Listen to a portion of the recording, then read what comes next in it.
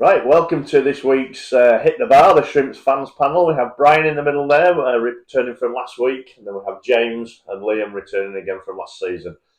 Well, fantastic. We got our first goals and our first win. It's been a long time coming, but could you see it coming? Could you see it building up to that, Liam? After the Newport game, certainly, but it was one of those where you just felt like luck was against us, really, wasn't it? Like when Hallam Hope scored, we all thought then it was the flag, and then the keepers pulled off worldies. Yeah, I'm glad it's come, and I was expecting it, but maybe not in that game. I was maybe expecting it against Crewe, to be honest with you. And you talk about luck, the kind of luck that other teams have been having against us, Brian, on the Wigan game on Tuesday night. We got a little bit of that, didn't we, with the Angles goal? Yeah. Swings and roundabouts, Glenn, though, innit? But I do think, looking back at Saturday, I mean, their manager he knew that he'd got away with one there, didn't he? And I'm walking home and I'm just despondent because I know we played so well and we deserved not only to get a point, we deserved to win that game.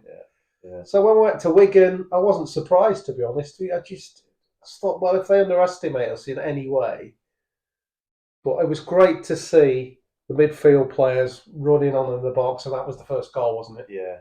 Just getting on behind the strike, and that's what we haven't seen so far. Yeah. So more of that, and I think we can get climbing that table. James, did you see it coming, the Wigan game? I mean, like the rest of the panelists have said, I was surprised that it came against Wigan. But I wasn't at the game. It looked like a very good performance. I mean, Newport, we were just very, very unlucky. I spoke to the Newport manager actually after the game, and after listening to his post-match interview, I said, you were actually very fair there. He said that Morecambe are a good team and that Newport got away with it, which was exactly the right assessment. And it was just one of those days where the keeper made some absolutely brilliant saves, pulled off an absolute world in the first half from Guion Edwards, by the way. And when we had the ball in the back of the net, it felt like a massive relief, but then it was offside. It's like just our luck. But yeah, I mean, just looking at the way we're performing, I think more results will come. After the Doncaster game and Stuart Moore giving that goal away in that game that cost us another 1-0. I think on this panel, I said he'll probably never do that again in his career. Yeah. And then I agree. He does it again. He does it again in the Newport game. Is that an issue that we need to be aware of, or is it just one of those things? Do you think, Liam? Oh, it's a difficult one. I think it is one of those things, but it kind of comes from, I feel like, how we set up. Modern day keepers are great with their feet nowadays. They're as good as and Stuart's not bad, is he? He's not the worst. He's not bad, certainly, but we don't play out from the back really, and we haven't done for. I think probably Trevor Carson was the best keeper we've had with his feet, and it's one of those where I feel like maybe the Doncaster mistake was in his head because he didn't need to take it that early. He didn't need to take it on his left foot. And, well, he's gone straight to Aaron Wildig, of course, hasn't it? But do you think they targeted that Newport, having seen the Doncaster game, or again, was it just circumstance? They certainly would have. We all know they watch the most recent games, don't they? And they've probably seen that. And Wildig was straight on him. Yeah. And it's one of those where I know certainly if the shoe was on the other foot, we'd do the exact same. Yeah. Does Stuart have to watch for that now, or will he have learned from that, do you think? What can he do differently? Because he's a great keeper, let's face it, we all love him to bits. It's typical that we've been bigging him up, haven't we? And then he makes two mistakes.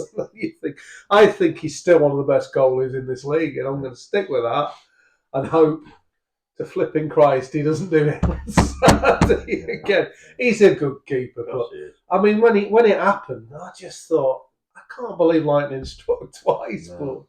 But and neither of them were particularly good back passes, were they, James? The Doncaster game and the Newport game. No, they weren't. And I mean, you've got to remember as well that from that Newport game, Stuart Moore didn't really have to make a save. No, not a thing. Which was so frustrating about the result, wasn't it? He was like a passenger, wasn't he, second half? Picked him up a couple of times. It made it all the more frustrating, the fact that Newport didn't really have any chances. Yes, there was something towards the end where there was a little bit of a scramble, but again, Moore didn't have to make a save. So really, with the way we played and with chances that we had, if we'd had the ball in the back of the net, maybe if we'd had the ball in the back of the net first time, we'd have got a result. Yeah. Can I ask you, James, have you seen footage of that offside? Yeah, have you been able to see anything? Has anybody seen footage? Of Hallam Hopes? Yeah. He looked offside to me. He Right. was right beneath Because us, I'm like you, I'm behind the goal. I can't. Yeah. Judge it He from was quite a distance away from. Yeah, that's fair enough. I just wondered if he'd seen it properly. Yeah. I think he was on for the free kick, and then it's the flick that's put him on, Yeah. wasn't it? Yeah, and I don't think many of the players complained. No. I just wondered if it was. The decision that they were probably complaining about was the penalty at Wigan. Did you see that one, James? No, it isn't. Have you seen the highlights? Absolutely, I've watched the game. Yeah. And what do you think about that one? Soft. I just thought the referee couldn't wait to give it. Yeah. He almost gave it with sort of enjoyment. To be honest with you, Glenn, I thought that about the commentator for most of the game. Yeah, right. I think he was thinking it was going to be a 4-5-0 at Wigan, but he was quite complimentary towards the end there. He thought, oh yeah, they actually can play a bit. Yeah. Did you see the penalty incident? Yeah, I saw the penalty. I think it is soft at the end of the day. It's a contact sport, for God's sake. We're in League Two. But it's one of those where I think they just get given now. Yeah. If it's us, well, it wouldn't go our way, but you want it to, don't you? It wasn't even like it was mistimed or anything, was it? It was just like 50-50 on the ball and the bloke just went and fell over his leg. 50-50 kind of. You know, once you try and touch the ball and then pull his leg away every part of the immediately, pitch all the time. natural. There you go. You can't touch anyone in the penalty box now. That just appears to be the rule, isn't it? Unless it's one of our strikers, and you can send him flying over the goal post. You could have murder and get away with it. But you make a good point about how our first goal came, and I just think Harvey McAdam has been improving every game, and I thought him and Callum Jones in particular ran the midfield against Newport, and that is a partnership that I like the look of. What about you, Liam? Personally, love it. I rate both of them. They both seem to be very Derek Adams players. We all know throughout Derek's career at every club, he's loved goal-scoring midfielders. Obviously, with us, he had Phillips, Wildig, Jensen Weir, and I think he's brought that in with Jones, with McAdam, even Ben Tollett, really, if you want to play him in the 10. So straight away, I thought when we signed McAdam, I rated it. I said online, I think this will be great. And maybe his first two games, he didn't live up to the expectation, but who's going to? No, and I think he's coming back from a bit of an injury, and he's getting match fit, isn't he? I just think he's improving with every game. I think those late runs into the box, obviously, that's how he got the goal. He started it, he finished it, and I can see him doing that another 10, 15 times this season. And if we've not got a Michael Mellon, we've not got one who's likely to get you 25 goals a season, you're going to need that, aren't you, Brian, from midfield? Well, yeah, we said it last week, didn't we? We said exactly that.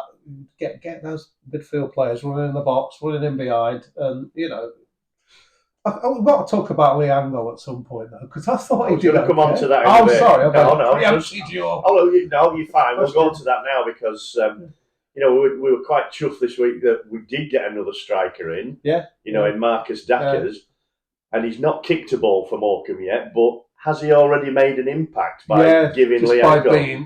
Just by being there. Yeah, I thought Angle took his chance well, didn't he? And let's be honest, he put himself about a bit.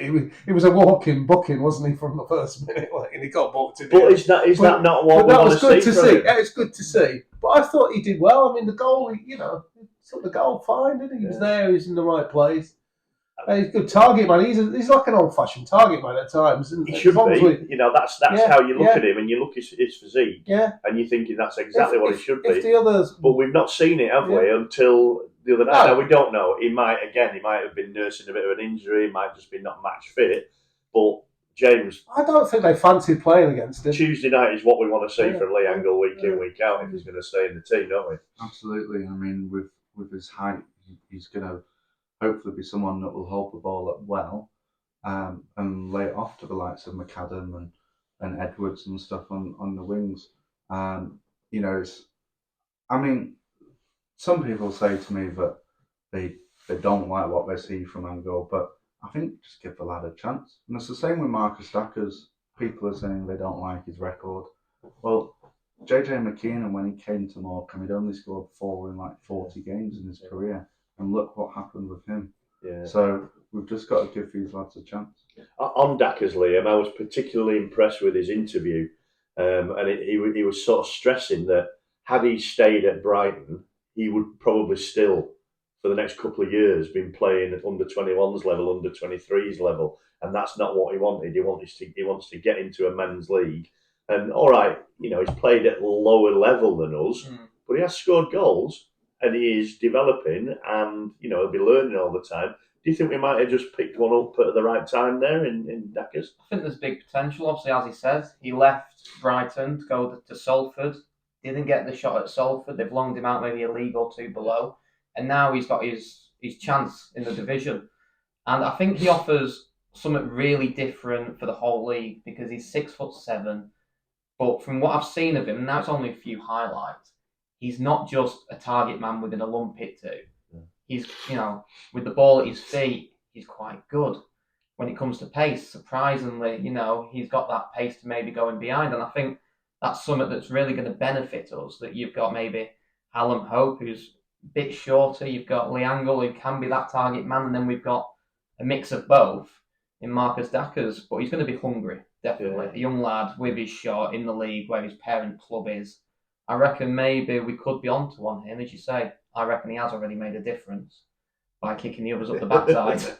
Well, that's a good thing, isn't it? And no great shame not getting in the first team at Salford. They're spending a bit of money. They've got a couple of really good young loan lads. The lad from Everton who's been scoring some cracking goals. I watched their game the other night. And experienced strikers there. So if he's not quite getting in that first team, there's no shame in that, is there? No.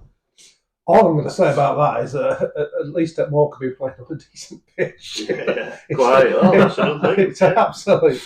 Oh, yeah. I think, it's exciting, isn't it? You've got Angle, big lad, got an even bigger lad, and we've got Opie there as well. So all of a sudden, this competition, like you say, that can only be a good thing. But this Dackers fella, there's just something about him that I don't know. He could be the right guy at the right time at the right place. I'm hoping. I just got a feeling that he's going to do something. I just liked his attitude. Yeah, you can't tell by listening to somebody talk. He didn't want to play in the sort of fairy league, the Premier under 23, where they don't go in challenging, do they, or anything? It's like an unwritten rule in that league. When he said I wanted to play in a man's league and get that experience. You're going to learn in League Two for sure.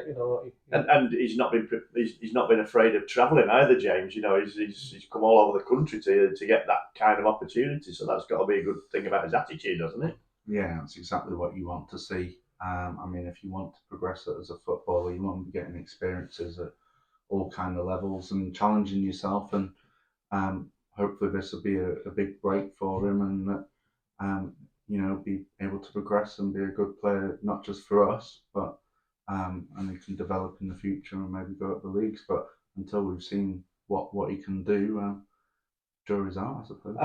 We're probably hoping to see him at some point on Saturday. Are we getting ahead of ourselves now by saying we've played some decent sides, haven't we? We've played Walsall, Doncaster, Gillingham, Newport even, who I thought were probably the weakest of those four, but are still picking up points and they're near the top of the table. Now we've got the win at Wigan. Are we getting ahead of ourselves by saying we should be going to Crewe expecting to beat them? What do you think about that, James? It's very early days in the season. Crewe had a 5-0 defeat, I think, a couple of weeks ago. But they'll have a point to prove off the back of that. But we can't get ahead of ourselves. However, there's been lots of promising signs in the game so far, and hopefully that result from Wigan will give us confidence going into Crewe. How do you see it, Brian? Are we winning that one? Yeah. They had a good win against Bromley, but I don't know. Bromley again, like James said, it's too early.